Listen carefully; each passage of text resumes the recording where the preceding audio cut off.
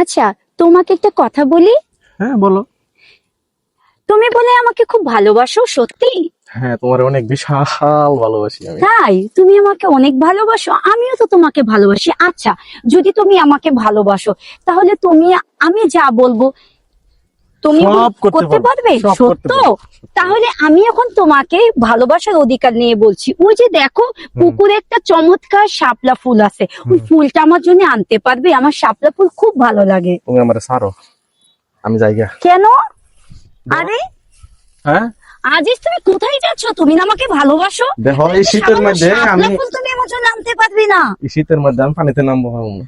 এই তোমার ভালোবাসার নমুনা। তুমি যদি কইতা যে আসমানের চাঁদরা, এটা তোমার দিয়ে দিতে পারবো, কিন্তু এই শীতের মধ্যে তো আমি যাই যে পানি থেকে এই শাপলা ফুল আনতে পারবো না। আজিজ, এখনই তো দেখলাম তোমার ভালোবাসা ফেক ছিল, আমার প্রতি তোমার কোনো রিয়েল ভালোবাসাই নেই। যদি থাকতো তুমি এখনই গিয়ে ফুলটা আমার জন্য আনতে। তুমি জানো আমার শাপলা ফুল কত ভালো লাগে, আর তুমি আমার জন্য ছোট্ট কাজটা করতে পারলে না? আচ্ছা, তুমি আমার কতটুকু ভালোবাসো এটা বলো তো। আমি তোমাকে আমার জীবন থেকেও বেশি ভালোবাসি। তাই? ইয়েস, কারণ আমি তোমার মতো না। আমি তোমাকে, আমার এই মন প্রাণ শুধু একমাত্র আজিজ তোমারই জন্য।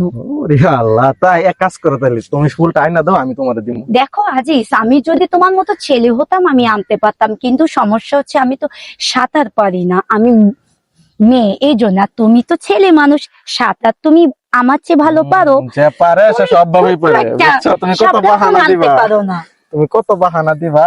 আহা, বাহানা বুঝছি তো আমি তোমাকে না, আমি এরকম তোমাকে ভালোবাসা। ভালোবাসি দেখেই তো। আসো যাই, আমরা এইদিকে যাইতাম।